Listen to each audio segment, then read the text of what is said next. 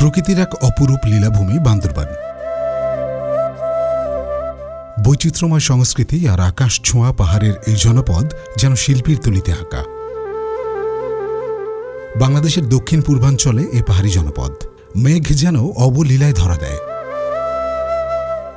বান্দরবানের নামের ইতিহাস নিয়ে রয়েছে নানা লোকগাথা। সবচেয়ে প্রচলিত বানরের দলের ছড়া পার হওয়ার গল্প।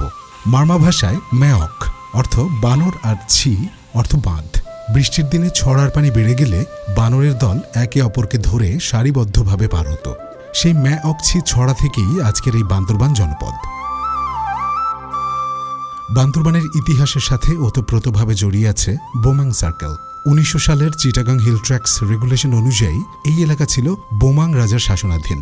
১৯৮৪ সালে পূর্ণাঙ্গ জেলা হিসেবে আত্মপ্রকাশ করলেও আজও এখানে সগৌরবে টিকে আছে শত বছরের পুরনো বোমাং রাজবাড়ি এবং তাদের প্রশাসনিক ঐতিহ্য। ১১টি নৃগোষ্ঠী সহ ১৪টি জাতিগোষ্ঠীর এক অনন্য মিলনস্থল এই বান্দরবান। পাহাড়ের ঢালে তাদের জুম চাষ কেবল কৃষিকাজ নয়, বরং তাদের জীবন সংগ্রামের এক অবিচ্ছেদ্য অংশ।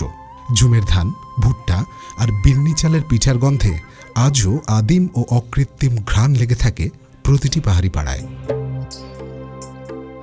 এসব জাতিগোষ্ঠীর ভিন্ন ভিন্ন সংস্কৃতি ও আচার বান্দরবানকে করে তুলেছে বৈচিত্র্যময়।